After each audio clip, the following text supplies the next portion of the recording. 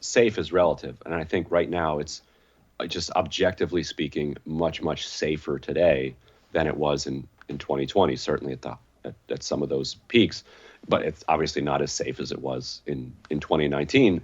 We're now at the place where people are just finally, they're kind of just making informed, or they're just making informed decisions, which is kind of where we should have been, I feel like, the entire time, because people don't want to suffer and die. They don't want their friends and loved ones to suffer and die. And so if you get them the right information, eventually they're going to make the right decision. Because the reason that viruses evolve down into less powerful variants is because humanity for thousands of years, if a virus is too powerful, people social distance. Like, people have been doing that for thousands of years. During the plague times, you didn't need the CDC, you didn't need Dr. Fauci to tell you to keep 6 feet of distance or tell you to stay home.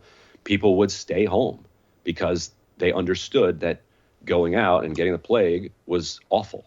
Mm-hmm. And so we understand that's how humanity responds. And so you don't really have to force it onto people. You can just give them the best information and let them make decisions for themselves. And I think, to your point, not just normal people, abnormal people too, here in Washington, D.C. I bet you're going to see them. You won't see me there, but I think you're going to see parties packed. I think you're going to see people, really, having a good time and saying, you know what, we're probably going to get COVID this weekend at the White House Correspondents' Dinner, but we missed it so much that they're not going to say it's worth it, but it's a risk that they're willing to take. Yeah, and that's why I think this was a good subject to talk about right here, because I see this sort of couple weeks as a test, a real test of like whether people are willing to accept those sorts of risks. Lobbyists representing life sciences professionals, but especially virologists, really pushed back on the idea that we even needed to take a second look at how we regulate this, while other, highly credible experts say that this EcoHealth Alliance grant, that funneled money from the NIH to the Wuhan Institute of Virology is really emblematic of the issues and oversight here. Unfortunately, a lot of the evidence that we're sort of uncovering through FOIA requests is that American institutions and American virologists and lab directors said that they had a lot more access than they actually did. And so we see them sort of privately worrying about the possibility of a lab accident at the Wuhan Institute of Virology while assuring the public, I know Xi Jinping, top coronavirologist at the Wuhan Institute of Virology, and that's not possible. And I'll also say, I think you might actually be giving opponents of regulation too much credit, because what we saw at this meeting at the NIH earlier this week is, some folks said, like, we are in favor of transparency insofar as it prevents, congressional legislation, further cracking down on our work. But there were others who said we should limit FOIA requests into this sort of work, and we should limit the public's understanding of who is doing the work, basically, citing concerns about the lab leak theory and saying that scientists could be subject to harassment, which is not okay. But I also think that transparency into work going on pathogens made more dangerous to humans in the lab is also, highly important. And, we saw lobbyists for virologists oppose more regulation and transparency in pretty stark terms. So a representative of the American Society for Virology said that any sort of reform to the current regulations would be a solution looking for a problem, and that we would risk tying two hands behind our back when it comes to the next pandemic. And that's striking, right? Because the World Health Organization and the U.S. intelligence community hasn't come to a firm conclusion about whether or not the most deadly pandemic in modern history came from a lab that received NIH funding. If the American people start to reward more bipartisanship when it's appropriate, and the career of Orrin Hatch is an excellent example of this. He was the longest serving Republican senator in American history.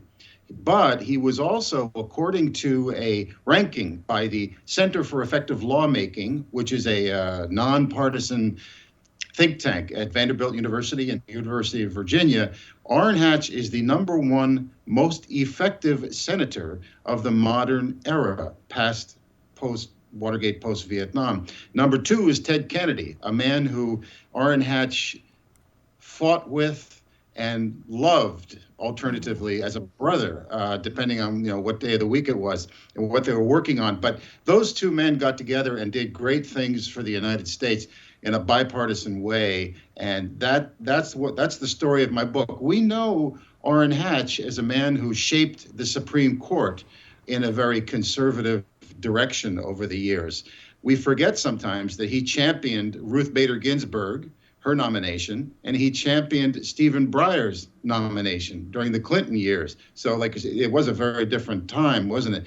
But he also, I think, was a founding father of modern conservatism, along with Ronald Reagan, who was also very bipartisan when it counted. He did deals with Democrats, he negotiated with them, and when he did, and when Orrin Hatch did, I think the nation very often benefited a great deal because of their willingness to compromise and their willingness to try innovative solutions to move the country forward. 800 bills passed, sponsored or co-sponsored by Orrin Hatch, the largest amount of any living senator. And I think that speaks again to his boldness in reaching out to the other side and getting things done, not just trying to tear the other side down, calling them Republicans or fascists, or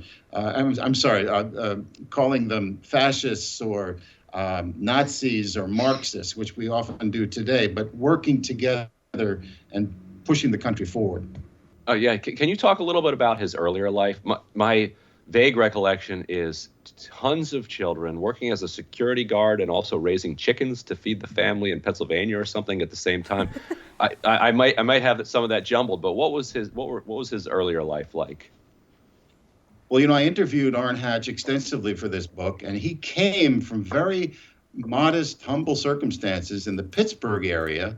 You're right. He lived in a renovated chicken coop that his father built for his wife in their early newlywed days. And he came really from very little. But then he became a very successful trial attorney in Salt Lake City.